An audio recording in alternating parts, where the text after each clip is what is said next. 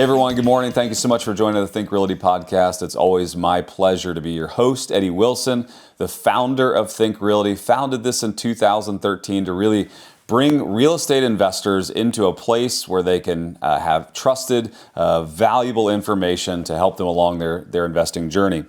Before I get into our special guest today, as always, we have amazing guests on the Think Realty podcast, and today will be no different. I want to say a quick thank you to our podcast sponsor. Our podcast sponsor today is a group called Inago. This podcast is brought to you by Inago. Inago is a free, easy-to-use property management software designed for landlords and property managers of all sizes to manage all aspects of their rental business. To sign up or to learn more, please visit inago.com. That's INNAGO.com. Our special guest today is a longtime friend. We've been in mastermind groups together. I've talked to his investors. I actually know quite a bit about him and very much trust him, his style, where he invests, and he's also just an all-around good guy.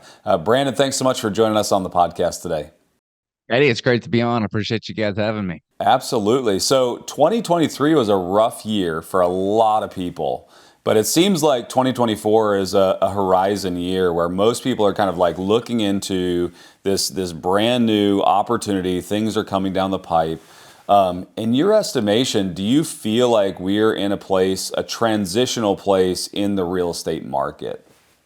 You know, it's been a lot of volatility, and we're going into an election year. And, typically in the election years, the guys who are in charge are going to do everything in their power to make sure that they get, reelected. So again, I don't have a crystal ball, but it does things for us anyway in our market and what I'm hearing with others that things are kind of transitioning. We are kind of looking at this pull that we've been out. And if you look at just historically, you get these ups and downs in any kind of market. And, looking at real estate, you don't see it last too terribly long. We've been in this thing for what, almost 2 years now, probably come time springtime when the Fed started rising rates. They've already signaled that they're looking at, potentially doing some decreases this year. And I think a lot of guys are pricing that in. And so you can kind of feel that. For us, we've seen a ton of our inventory go under contract since the Fed did announce that back, I think it was right around Thanksgiving or shortly afterwards.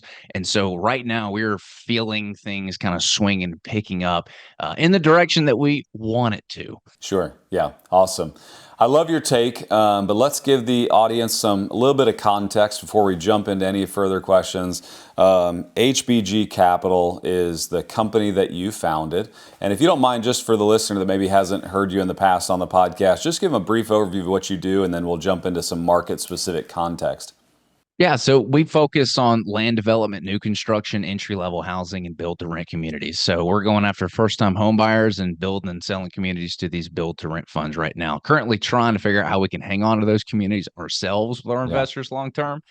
Trying to add a fourth exit strategy in there, but everything we do starts with working with the local municipalities to identify the parcels of land that are not the highest and best use.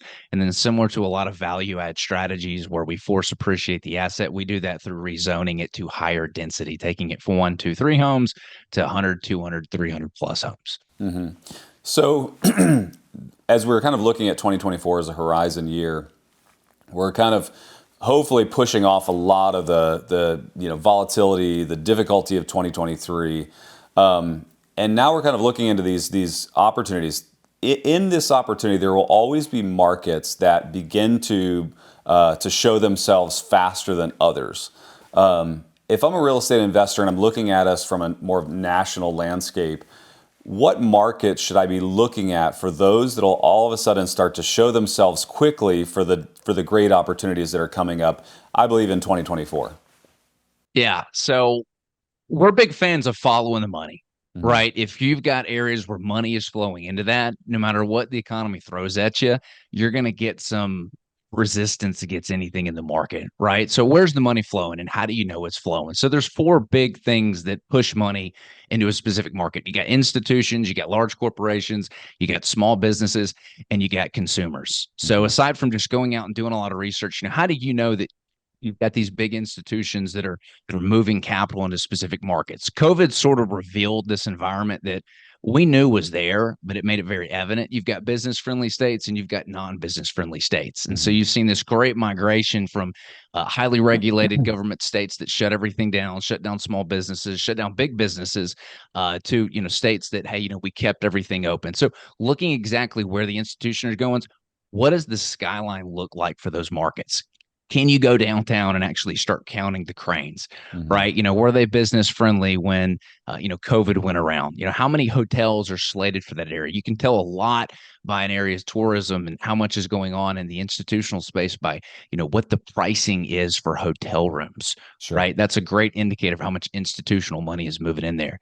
As far as large corporations, this is as easy as getting a local business journal. Hmm. Usually there's like a Nashville business journal or a Dallas business journal. You can see what those big corporations moving in are. And then, as far as consumers, what are home prices doing? What's been the growth for home prices? A great indicator of what's going on in a city with the amount of consumers moving in there. What's happening with the airport of that spot? Is it being renovated? Are they adding additions? And Hmm. then ultimately, people are always going to gravitate to areas where there's affordability, especially when you have these higher interest rate environments. People are always going to need a place to live, and money, it follows people. So finding those areas. So what does this look like? There's a ton of cities out there that are a great fit. I'll use mine. So we've used Nashville, for example, because it's got a lot of really good stuff. So there was over $7.5 billion of institutional investment in Nashville from 2010 to 2020, quite a bit. But if you look at what's happened since COVID, there's currently right now over 6 billion under constructed. So we literally have the same amount of construction currently under construction from institutional Hmm. capital that we had in almost a 10-year period from 2010 to 2020. And a lot of that, again, is because of COVID, right? Institutions wanting to move their money into markets that are a little bit less risky when it comes to governance. We've had this really cool. I encourage anyone to go and like Google the Nashville skyline before and after. And if you do that, you'll see some images from 2011 and 2018, and it'll show just how much the Hmm. skyline has improved. Again, a really good indicator that you've got some institutional capital that's moving into that market. You can go and you can watch the cranes. There is about 14 and a half million tourists that visit Nashville per year. Hmm. And, unsimilar to markets, like Miami, where it can be kind of seasonal, it's year round tourism. So you've got that constant influx of money that's moving in and getting pumped into that system from outside dollars. If you just do a look, you can go downtown and just see the signs on buildings or, read your Nashville local business journal. Amazon just finished building a C-suite building that's going to house over 5,000 execs here in this market. Oracle calls it home, Alliance Bernstein, Nissan, Facebook's building an $800 million data center in Gallatin, suburb just outside Nashville, Tennessee. And then Kaiser and Iron Galaxy are some of the tech companies that are coming and setting up here. So you can see there's a lot of large corporations that are moving here. One of the big reasons is because the local municipalities here in Nashville, they've incentivized big Hmm. businesses to move here to give them local tax cuts. So they've done a good job of incentivizing these big corporations to bring jobs here. When you bring jobs to an area, you bring people. And what do people bring? People bring the money. Hmm. So those are a couple things that I look at in our market and other people can look at in other markets. As far as the consumer, Nashville just finished a $1.4 billion expansion plan. We've had over 33% population growth since 2010. That means money is moving in. We've had over 343,000 new residents. That accounts for that 33% population growth. And we've had about an 80, everywhere's had, home price increases, right? It's been kind of crazy the past 7, 8 years, but we've had over 85% increase in our home prices. So, with the average American paying, somewhere between 2,300 and 2,800 bucks for their mortgage, that puts them in a place where they need to be under 400,000 for their mortgage Hmm. for their home. And there's just so many homes in and around the suburb area. I won't say the downtown core of Nashville, but the suburb area that offers that kind of affordability. And so those are Yeah. some of the things that kind of give it teeth on like what to look for when you're deciding what city you want to go and place capital in. Sure. No, I love it. I love year four. I think all of those are incredible. And if someone's listening or watching, so important to make note of those.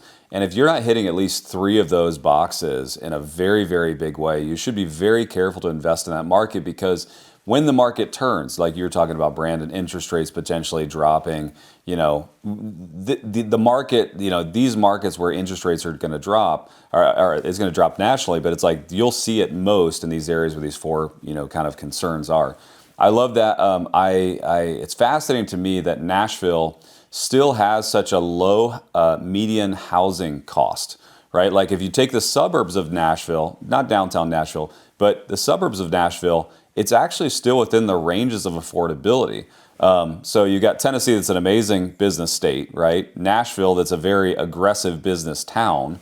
And you still have median housing income or median housing prices that can stay underneath of like what you were talking about, which is the average rent rate right now in America, which is $2,300, right? So that's a really, really great statistic for Nashville.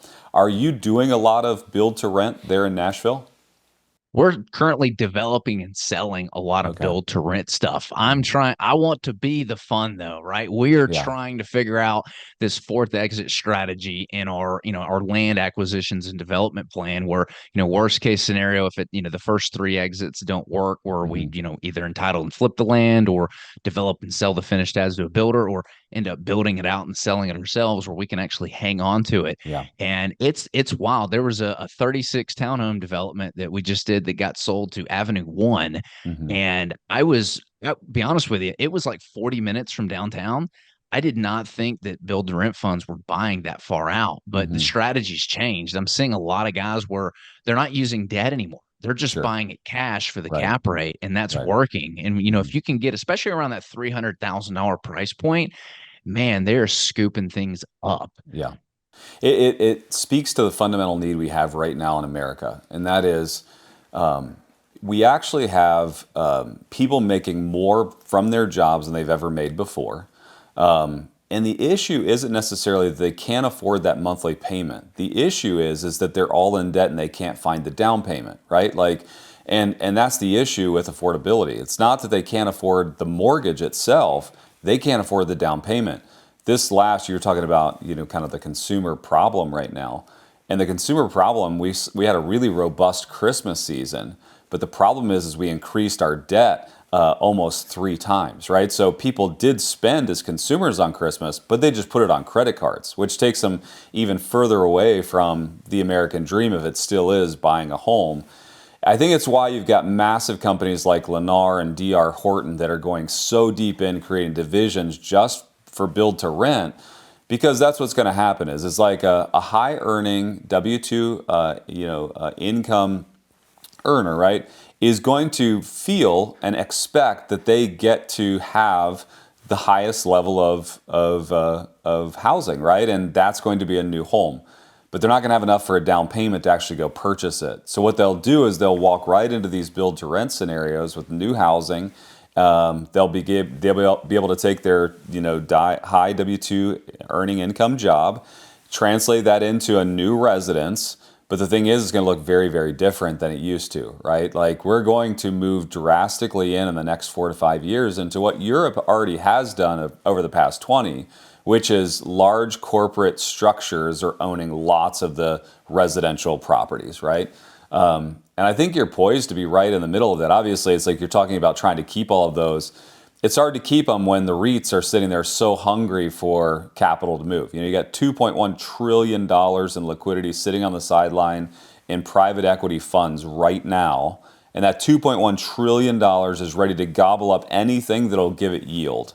Those REITs are watching for stabilized assets, and these BTR, communities are providing the quickest level of stabilization. So I'm 100% in lockstep with you on your philosophy with going towards build to rent. What are some of the plans you have for build to rent coming up? I mean, so you said you just finished a community. Sound like some townhomes. Do you have anything else on the horizon that you look to bring to market soon? Nothing that's hitting the market soon. We planted a lot of seeds that are kind of coming to fruition. Right now, we've seen a huge opportunity in these builders who are wanting to just gobble up these pads. And again, it's for build to rent. Like Right. your point, I just hopped on a call with DR Horton, with a piece of land that we're looking at right now, and they want it, right? Mm, And so we're seeing where the opportunity is.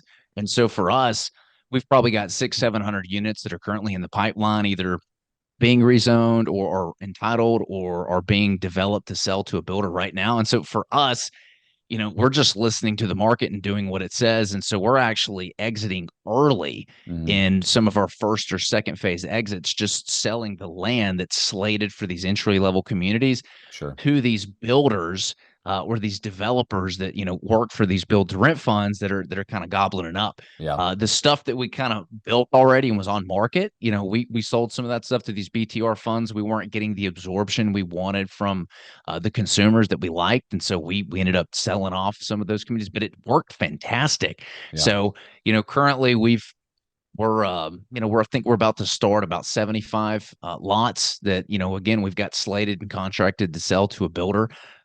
We just finished up 204 homes up in Clarksville, Tennessee, that we're shopping around to some build to rent funds right now. So we've see a ton of opportunity in this particular space. It might not just be building it all the way out and selling it, but selling it to the big guys that kind of have those BTR buyers, or selling direct to the BTR buyers that want to acquire Sure. it. Yeah, that's great.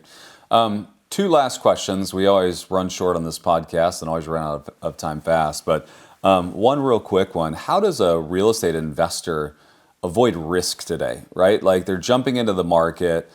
Maybe they're a brand new investor, or maybe the stock market hasn't gone well for them for the past 10 years. And they're like, forget this. I'm going to move towards maybe a physical asset. Well, what advice would you give on mitigating risk? Yeah, so it's a big one, right? There's a lot of people getting burned right now in the commercial world, in the multifamily world. There's like $2 trillion worth of debt that, Mm, can't be refinanced, right? The buildings won't change, but the owners do. So I think that this was kind of like a little gentle reminder that, hey, things can change pretty quickly. For us, we're looking at one, multiple exit strategies, two, being able to control the debt. Three, the ability to hold that asset if needed. Four, forced asset appreciation. Five, if you've got an end buyer lined up that you can contract and do that deal with, mm, so your exit's lined up, that's really good. And then we're looking at downside protection. So those are six core things that we're looking at, and kind of just to give you an idea, here's what that looks like to kind of give sure. it some teeth so people listening can know. So on the land deals that we're doing, everything we do starts with working with the local municipalities to identify the parcels of land that are not the highest and best use, and then force appreciate the value through that rezoning process, taking them from one, two, three homes to 100, 150 homes. It starts with aligning ourselves with the city's vision, working with them, not against them. And Mhm. what that allows us to do is, when you get in at the very beginning, you build your downside protection by taking a piece of land that maybe it's worth, half a million, a million, and making it worth 2 or 3 million. That's where you build in your downside protection. So you're walking into a bunch of equity as soon as you get that entitlement done and you can close on it and get all the approvals in place. From there, we can either just go out and sell that land as is, sell the paper, or we can syndicate, contract with a builder, sell the finished pads to that builder, or we can take it all the way through ourselves. And so if we underwrite everything to a build to sell model or a build to rent model, and we don't get taken out at one of those first phases, then we've got multiple exit strategies built in. Sure. So that was number one. Number two is being able to control the debt on all of these developments that we do up until the vertical portion. It's 100% equity with investors. So there's no Mm, bank that can call our development loan due. So we're only dealing with investors. It's just us. And then if we get to that point where we do want to go and get some debt from the bank to build and sell the houses, then we can do that. Again, really good to have a build to rent fund that has already contracted with you to buy the whole thing, so sure. that you don't have as much market risk with the consumer. Three is that ability to hold that we kind of just named. And then again, force appreciating the value of the asset, whether it's, multifamily, renovating the units, bringing the rents up. You need to be able to have some control over the asset price, even no matter what interest rates do, right? Despite interest rates. And then We talked about the in buyer lineup and downside protection. Those are 6 things that we're looking at, and that's kind of an example of how we're using those models in our current deals today. Sure. That's awesome. Great answer. Last question, and that is, how do they get in touch with you? Are you looking for investment dollars today? Are you looking for capital? If somebody's in that area and they're willing to source properties for you, how do they get in touch with you? And what is it that you're looking for from the from our listener or viewer today? Yeah. So, if you're somebody who's interested in building a legacy, making an impact, and, creating passive income from real estate, we're always working on opportunities. You can go to our website, hbgcapital.net. That's pronounced Harry Bob Gary Capital.net. I joked that the .com was stolen, so we're stuck with the .net. But you can go to our website. We've got a free ebook on our website, 100 questions business owners ask before investing. And I wrote that book because I got a call one day from an investor of ours who asked if I would meet with somebody. And I said, sure, what's going on? He said he had a buddy who had lost all of his capital in a deal and asked if I'd kind of help him steer him in the right direction. And I said, sure. And so I took the call, and it was very evident early on that this guy did not know a whole lot about what he was doing. He's very green. He didn't know what questions to ask. And as a result of that, he had this huge capital loss. I left that phone call asking myself, there's just one thing I could do to prevent this from happening. And, what would it be? And so I put that book together. I'm confident had that guy had the right questions to ask before investing, that he wouldn't have lost his entire investment. So it's free, along with a bunch of other resources on our website. You can grab them at hbgcapital.net. Awesome, Brandon. Thanks so much for being a part of the podcast today. Always good to see you. And if you're out there and you're looking for maybe some passive streams of income in a great market, Brandon would definitely be someone that you'd want to look up and reach out to. Thanks so much today for being on the show, Brandon. Thanks, Eddie. Yeah, appreciate it. I want to say a quick thank you to our podcast sponsor again, which was Inago. But then also, I want to just remind you of something coming up. The Think Realty Conference and Expo is coming to Phoenix, Arizona on March 28th and 29th in 2024. This is going to be the first time that we're out west in probably 2 to 3 years right now. And some of the biggest names in real estate investing are going to be there. They're going to be talking about it. I like to say that our conference and expo is similar to like a boat show. You're going to see every type. You're going to see everything that's out there. If you want to know something about multifamily, there's multifamily. Single family, there's single family. If you want to learn how to manage your properties, if you want to source capital, find capital, whatever it is, it's all there. You can come check it out, peruse the vendor hall, talk to everybody. You'll have a great time. And as always, as a thank you for being a part of the podcast, we've got a buy one, get one free special for you on tickets. If you go to thinkrealty.com /events, you'll see the events there. Click on the Phoenix button, use the code podcast, all capital letters podcast, and we'll give you a buy one, get one free for being a part of the podcast. Thanks so much for today for being a part. I want to thank Brandon again for being a part. Always good to have great people who have their ear to the tracks, listening and understanding what's going on in the marketplace. Brandon does that, and we try to do the same here at Think Realty, providing you a great source for content and information. And always trying to provide connections and networking for you as well. If you haven't picked up our latest magazine, go to the local Barnes & Noble or go to thinkrealty.com and pick up the magazine. Get it to come to your doorstep. Great information every month. And as always, stay tuned to the podcast. We'll see you next time.